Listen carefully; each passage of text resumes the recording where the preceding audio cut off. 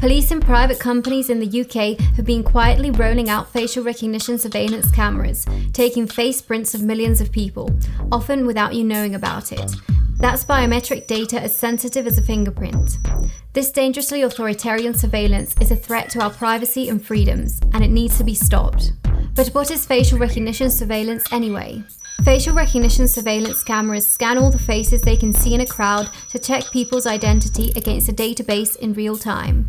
This works by rapidly creating a biometric faceprint of your face, sensitive data that uniquely identifies you, much like a fingerprint, and comparing this for similar matches on a database.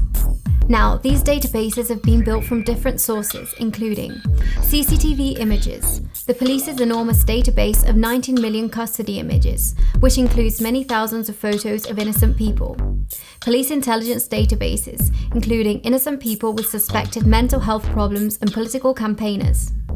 But the possibilities are endless. Some facial recognition companies even claim to check faces against internet data in real time, scanning social media sites like Facebook and Instagram to identify any profiles associated with you. Facial recognition cameras often look like normal CCTV cameras. They're anything but. Without your consent and often without your knowledge, they subject everyone within view to a biometric identity check. Live facial recognition in public spaces is a mass surveillance method and a huge expansion of the surveillance state. It inverts the vital democratic principle of suspicion preceding surveillance, treating entire populations like suspects.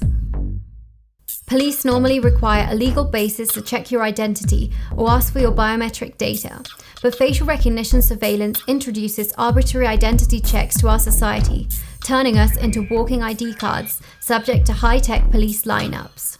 At Big Brother Watch, we've been raising the alarm about live facial recognition for years. We took a report to Parliament in 2018 showing UK police forces lawlessly using it. 98% of matches misidentified innocent people.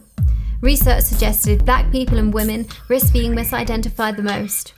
In London, we saw police use facial recognition to misidentify a 14-year-old black boy in school uniform and treat him like a criminal.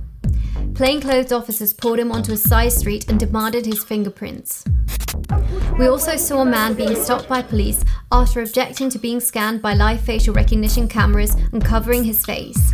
He was surrounded by officers, and when he protested, he was given a £90 fine for allegedly swearing. The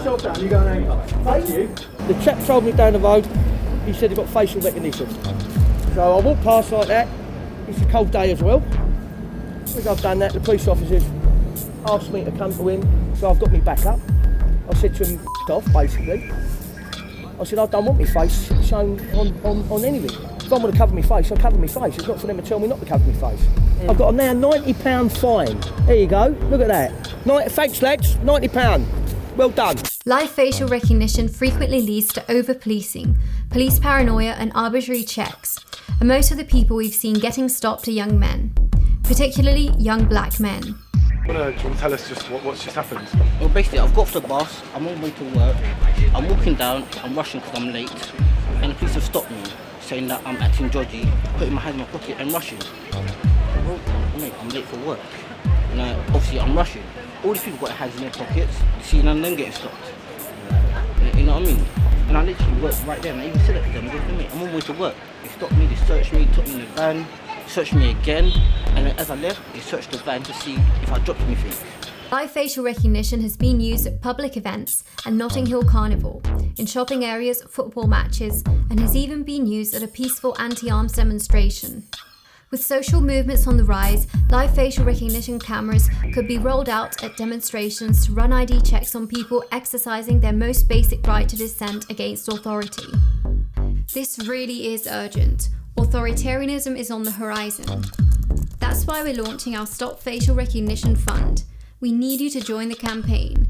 Go to bigbrotherwatch.org.uk/stopfacialrecognition to subscribe, join, and take action.